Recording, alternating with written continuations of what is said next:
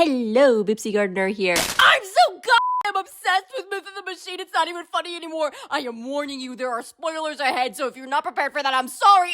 I hope that was good enough of an opener for you guys. This is another rant video, but like a positive rant video, because this is a rant video made with love. This is a rant video made with love because I love Myth of the Machine. I know you guys are probably wondering where I've been. I have not posted anything since that last video, which... Thank you guys for the support on that, by the way. I am working on that full-length rant video about Quest, by the way, but I needed to read the comic with some friends, and I recorded it, so I thought I'd give you that first. Have some clips. He looks like he's about to confess to his crush under a sakura tree. Senpai. We only care about surviving. He literally sympathized with someone he didn't know because he didn't kill Bendy when he had the chance. I'm gonna die at any moment.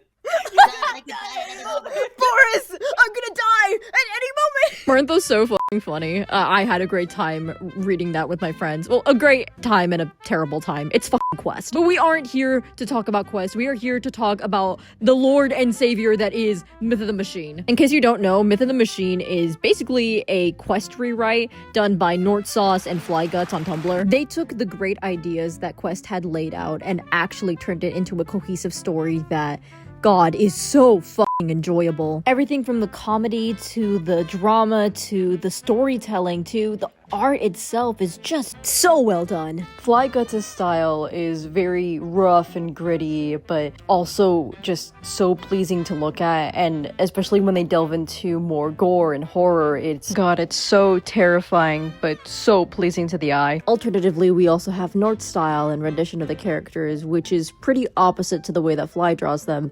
They're more cartoony, bouncy, and so fun to look at, and it's because their art style is so cartoony that they like to push past the realm of realism and do something really morbidly disgusting. I'm still not over the whole gloves versus skin debate.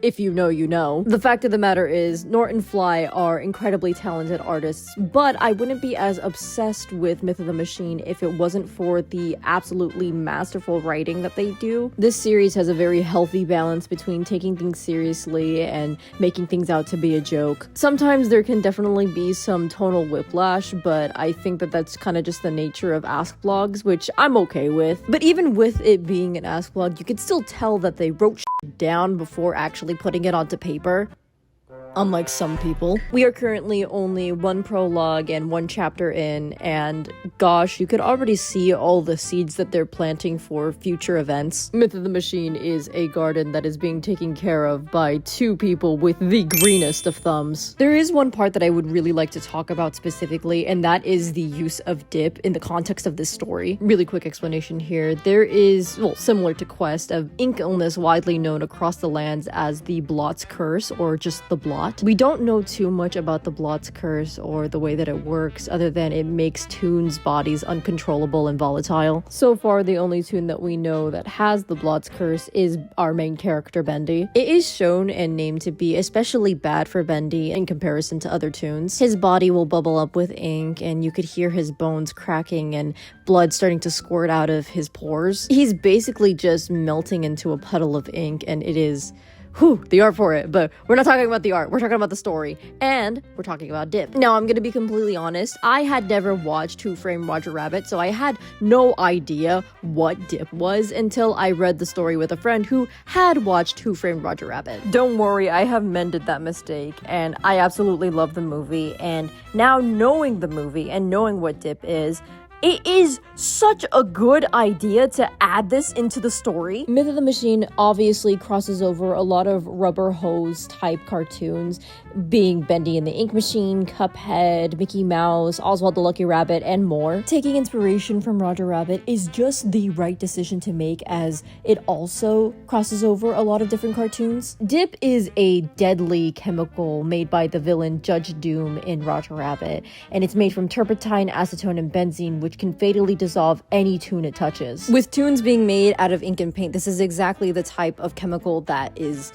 just so scary to them. And with the Blot's Curse, you can see that it is seemingly an over excess of ink that disturbs the Toons, and once again, is sort of turning them into little puddles of ink. You can see this both with Bendy And with the tune that was shown in the prologue. and Nort and Fly, the legends that they are, decided to not only take Dip, but turn it into something new for this specific story. They took Dip, a deadly chemical, and turned it medicinal.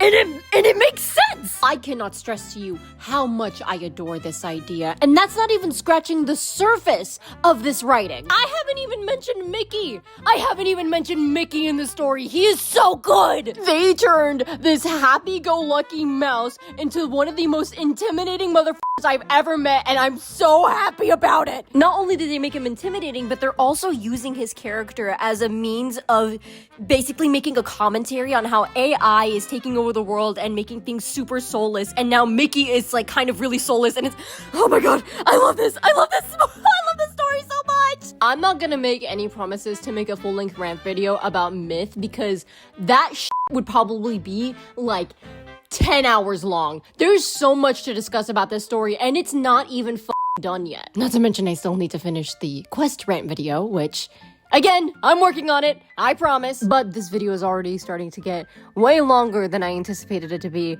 I so desperately want to talk about Boris. I want to talk about Boris so bad. He is my favorite character. I'll leave it off with this. Nort and Fly, I want to thank you for making such a wonderful comic and curating such a awesome and amazing community that I can engage in. It's been so long since I've been this engaged and this active in a fandom. I cannot wait to see what you two do with the rest of the story, and especially whenever you guys start up chapter 2. This story has even inspired me to start up my own Cuphead AU Ask blog, which, shameless self-promo here. I don't know if anybody cares about it. I'm gonna shut up. Everyone go follow Fly and Nort and subscribe to their Patreon. They absolutely deserve every single penny that they're getting. And yeah, that's the end.